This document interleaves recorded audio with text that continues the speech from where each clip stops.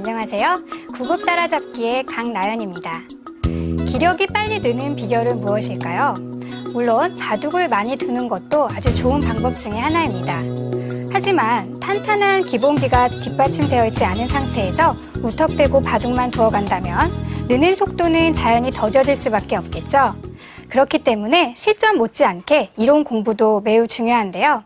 구급 따라잡기 강좌를 열심히 들으신다면 아마 여러분들의 기력이 부쩍 늘으셔서 라이벌도 금방 따라잡게 되실 겁니다. 그럼 오늘 강좌 시작해 보겠습니다. 지난 시간에는 귀의 착점들에 대한 특징에 대해서 알아보았죠? 오늘부터는 정석으로 들어갈 건데요. 먼저 가장 알기 쉬운 하점 정석부터 알아보겠습니다. 자, 화점에서는 백이 이렇게 날일자로 걸쳐가는 것이 보통입니다. 물론 세력바둑이나 젖바둑에서는 한 칸 높은 걸침 또는 이렇게 두 칸 높은 걸침도 두어가고요. 또 유연하게 둘 때는 이렇게 눈목자 걸침도 두게 되지만요. 보통은 이렇게 날일자로 걸쳐가게 됩니다. 그 이유는 백이 다음에 이렇게 미끄러져 들어가는 수 그리고 3-3으로 들어가는 수가 아주 안성맞춤이 되기 때문인데요. 자, 이렇게 상대가 걸쳐오게 되면 흑도 응수를 해야겠죠? 만약에 손을 뺀다면 백에게 양걸침을 당하게 돼서 이것은 주도권을 빼앗기게 됩니다. 그래서 흑도 응수를 해야 하는데 가장 무난한 응수법으로는 이렇게 한 칸 뛰어받기, 또 날일자로 받기 이렇게 두 가지 수단이 있습니다. 아마 여러분들도 가장 많이 쓰시는 수일 텐데요. 오늘은 먼저 한 칸 뛰기에 대해 알아보겠습니다. 자, 이렇게 한 칸을 뛰어갈 때는 이 수의 특징을 잘 알고 계셔야 하는데요. 이것은 사선에 돌이 오기 때문에 실리보다는 세력을 지향하는 수이죠. 그래서 여러분들이 이렇게 한 칸 뛰기를 하실 때는 귀의 집을 짓겠다는 생각은 버리고 두시는 게 좋습니다. 백이 만약에 이렇게 바로 다가오는 경우가 있는데요. 아마 젖바둑에서 이제 이런 수 당하면 많이들 당황하시는데요. 그래서 이렇게 붙이는 자, 이것은 일명 하수의 마늘모라고 하는 대학수 교환인데요. 이런 교환을 해주고 이렇게 귀를 지켜서 귀를 확보하려고 하시는 분들이 간혹 계십니다. 하지만 이것은 한 칸 뛰기의 특징을 잘 알지 못하기 때문에 두어가는 나쁜 수이죠. 지금 이 모양은 다음에 또 백이 이렇게 들어가는 수단이 남아있고요. 상대를 이렇게 두텁게 해주는 것은 좋지 않은 수법입니다. 자, 흑으로서는 지금 우리가 이미 한 칸 뛰기를 했을 때는 귀의 집을 갖겠다는 생각은 버리라고 하셨죠? 이럴 때는 이렇게 반격을 해나가시는 게 좋습니다.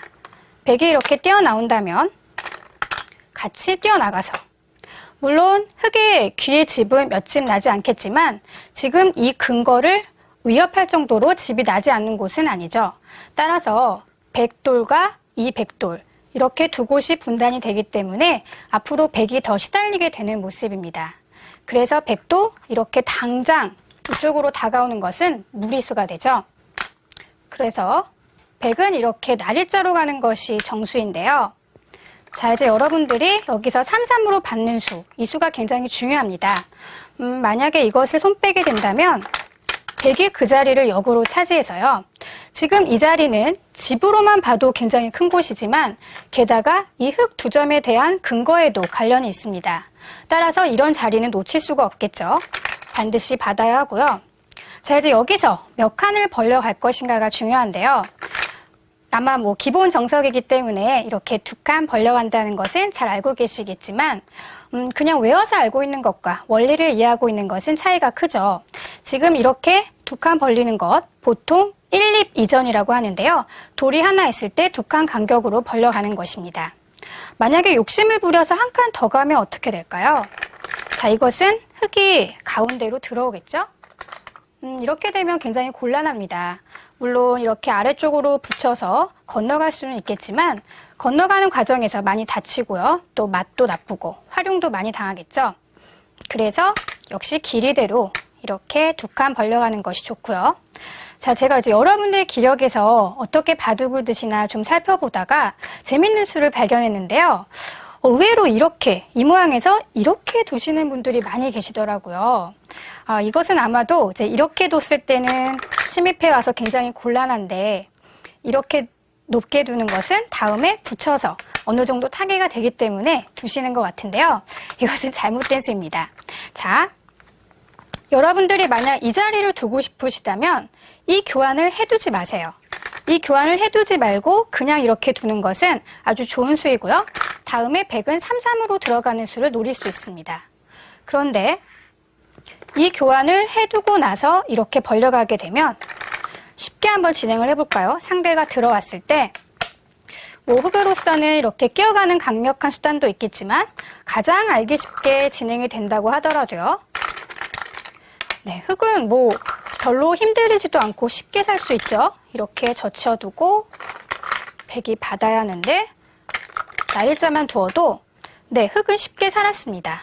자, 이제 이쯤 되면 이 교환이 대약수라는 것을 알 수가 있는데요. 만약 이 장면이라면 이렇게 국자로 두어 가시는 분들은 아무도 안 계시겠죠?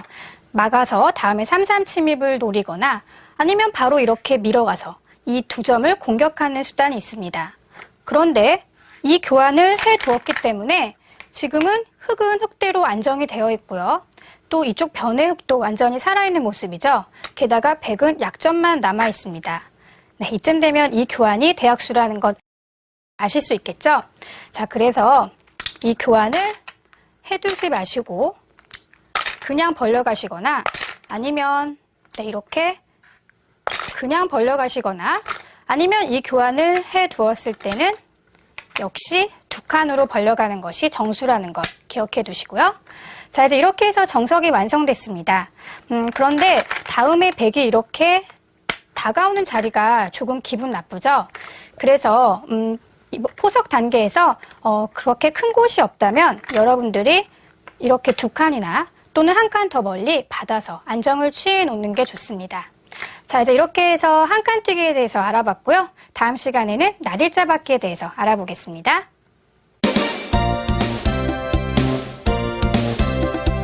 오늘의 포석 원리는 가장 기본적인 것입니다. 귀와 변, 그리고 중앙의 순서대로 두어가야 한다는 건데요. 아마 이것을 모르시는 분들은 아무도 안 계실 겁니다. 하지만 워낙 중요한 개념이기 때문에 오늘 한 번 더 확실히 짚고 넘어가도록 하겠습니다. 자, 지금 여기 세 가지 형태가 있는데요. 이것은 귀에서 그리고 변, 중앙에서 각각 9집이 나 있는 모양입니다. 자, 그런데 이쪽 귀에서는 돌이 6개가 들었고요. 변에서는 9개, 그리고 중앙에서는 12개가 들었습니다. 그렇기 때문에 가장 적은 돌을 들여서 똑같은 집을 만들 수 있는 귀가 가장 집을 지을 수 있는 효율성이 크고요. 그 다음 변, 그리고 중앙의 순서대로 이어집니다. 이것은 너무나 당연한 얘기일 수도 있는데요. 지금 귀와 같은 경우는 이렇게 모서리이기 때문에 두 변이 막혀 있죠. 그래서 두 변만 에워싸면 집을 만들 수가 있고요. 변은 한쪽이 비어 있습니다. 그리고 중앙은 사방이 비어 있기 때문에 네 곳을 모두 에워싸야지만 집을 만들 수가 있겠죠. 자, 그렇기 때문에 당연히 귀가 집을 짓기가 가장 편하고요. 그 다음 변, 그리고 중앙으로 이어지게 되는 것입니다. 자, 아마 이 사실은 여러분들도 잘 알고 계실 텐데요. 사실 이 순서가 집에서만 적용이 되는 것이 아니라 돌의 안정성과도 관련이 있습니다. 자, 그래서 다음 장면에서 돌의 안정성에 귀와 변 중앙이 어떻게 작용하는지 살펴보도록 하겠습니다. 지금 이 형태는 귀와 변 중앙에 각각 두 수씩을 들여서 만들어 본 형태인데요. 지금 귀에서는 한 10집 정도의 집이 나 있고요. 또 변에서는 한 4집 정도, 중앙에서는 집이라고 보기는 좀 어려운 형태이죠. 물론 이렇게 집의 개념에서 귀와 변 중앙이 적용되는데요. 사실 돌의 안정성과도 이것이 관련이 있습니다. 지금 보시면 귀는 확실하게 안정이 되어 있는 모습이죠. 그리고 변도 거의 안정이 되어 있습니다. 하지만 중앙은 어떤가요? 아직 안정이 되어 있다고 보기에는 힘든 형태이죠. 자, 그렇기 때문에 우리가 귀와 변 중앙으로 두어가는 것은 단지 집의 개념뿐만 아니라 돌의 안정성과도 관련이 있다는 것을 기억해 두셔야겠습니다. 자, 이제 여러분이 바둑판의 끝을 대지라고 보신다면 중앙은 하늘이라고 할 수가 있습니다. 일단은 대지에 확실히 뿌리를 박고 난 다음에 하늘로 향해야겠죠. 그래서 포석을 둘 때에는 귀와 변, 중앙의 순서대로 두어 나간다는 것 항상 기억해 두시고요. 그럼 다음 맥점 강좌로 넘어가겠습니다.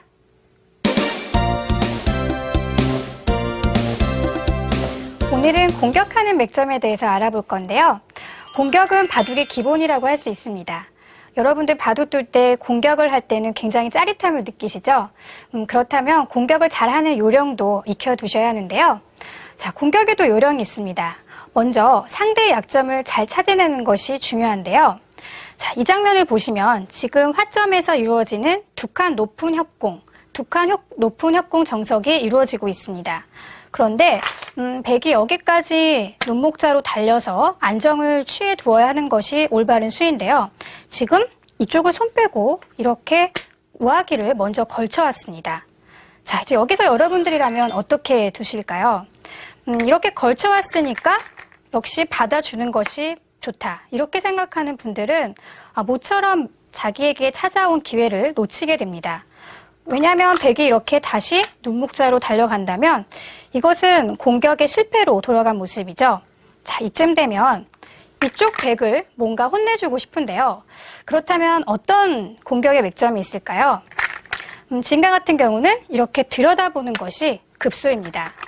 자, 백은 이을 수밖에 없죠. 여러분들이 들여다보는 교환을 하실 때 요령을 가르쳐 드릴게요.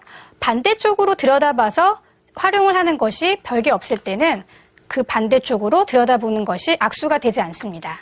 자, 이렇게 들여다본 후에 이렇게 막아간다면 지금 이 백은 굉장히 시달리는 형태이죠. 만약에 손을 뺀다면 다시 한번 젖혀서 백은 받아야 하는데요. 이렇게 입고 나면 어떻습니까? 지금 이쪽 약점까지 남아서 백의 모양이 아주 옹색해집니다. 자, 그래서 백으로서는 손을 빼기는 힘든 자리고요. 이렇게 젖혀 이어서 안정을 취해 두어야 하는데요. 자, 이제 여기까지만 해두고 손을 돌려서 다시 큰 자리를 두시는 게 좋습니다. 높게 갈 수도 있겠고요. 자, 여러분들 계속해서 이제 이런 수를 생략하시고 잡으러 가시는 분들이 계신데요. 이것은 좋지 않은 공격법이죠. 자, 지금과 같은 경우는요. 이쪽을 밀고 들어가고요. 흙이 받을 때 다시 한번 이렇게 찝는 수가 있어서 이어야 하는데요. 그때 이렇게 호구치는 묘수로 인해서 지금 이 백은 살아있는 형태입니다. 그런데 이렇게 백을 쉽게 살려주는 것은 흙으로서도 조금 아깝죠. 그래서 흙은 다음에 이쪽을 막아서 계속 공격을 하는 것이 좋지만 지금 여기 큰 자리가 있는데 선우수를 누가 차지하게 될지도 모르고 또 백이 반격을 해서 이쪽을 오게 된다면 흙도 곤란해지겠죠. 자, 우리는 이미 여기서 득을 많이 봤습니다.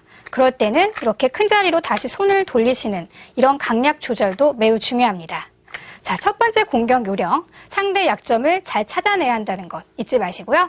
두 번째 공격 요령을 배워보도록 하겠습니다. 이 장면을 보실까요? 지금 이 백 두 점을 공격하고 싶은데요.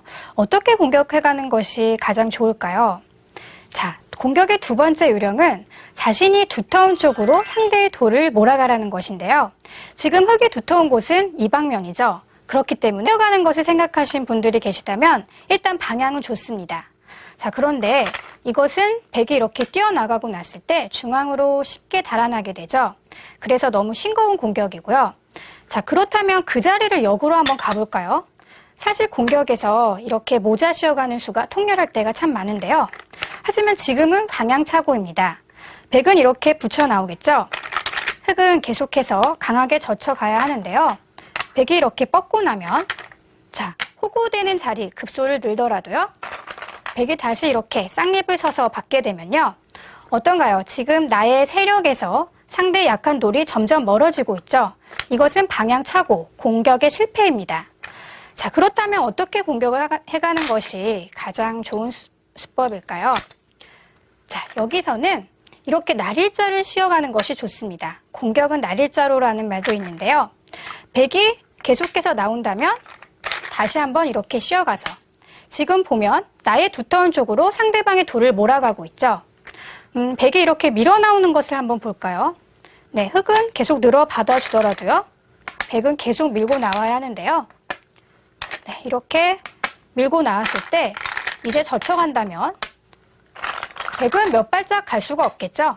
여기서 이렇게 같이 젖혀가게 되면 어떤가요? 나의 그물망에 상대의 돌이 걸린 모습입니다.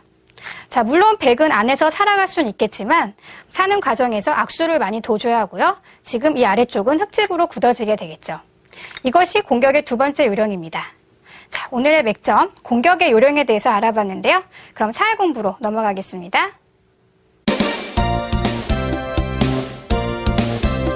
오늘의 문제입니다. 흙으로 백을 잡는 수를 찾아보는 건데요. 자, 지금 이 형태는 백이 이렇게 일선으로 호구를 치고 있어서 거의 살아있는 듯 보이죠? 이쪽 집과 이쪽 집이 맛보기로요. 자, 그런데 잘 보시면 이쪽 부분의 집을 옥집으로 만들 수 있는 좋은 맥점이 있습니다. 그것은 어디일까요? 자, 쉽게 이렇게 궁도를 줄이는 것은 백이 막아서 한눈을 내고 쉽게 살아버렸죠. 이것은 실패입니다. 역시 여기서도 적의 급소는 나의 급소, 그것을 떠올리셔야 하는데요. 지금은 이렇게 붙여가는 것이 아주 좋은 맥점입니다.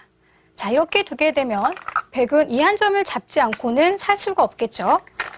그런데 이렇게 끊어가게 돼서 백은 계속해서 이어야 하는데요. 여기서 어떻게 둘까요? 네, 이렇게 일선으로 돌려치는 수가 있죠. 그러면 백은 따내야 하는데 다시 이렇게 들어서 백이 쉽게 잡혔습니다.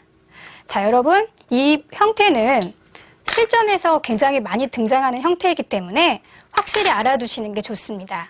이렇게 호구를 쳤을 때 왠지 살아있는 듯이 보이지만 사실은 이렇게 붙여가는 맥점으로 잡을 수 있다는 것, 이것을 기억해 두시고요. 실전에서 잘 활용해 보시기 바랍니다. 자, 이제 이렇게 해서 오늘 강좌 모두 마칠 시간이 되었는데요. 네, 오늘 강좌 어떠셨나요? 여러분들 바둑 둘 때 전투 많이 즐겨 하시죠? 제가 좋은 전투법을 하나 알려드릴게요. 좋은 전투법이란 싸우면서 또는 싸우는 척 하면서 집을 만드는 것입니다. 자, 여러분들 이제 공격을 해갈 때 무턱대고 잡으러 가는 공격이 아닌 집을 짓고 득을 볼 수 있는 멋진 공격을 하시기 바랍니다. 그럼 오늘 강좌 여기서 마치겠습니다. 안녕히 계세요.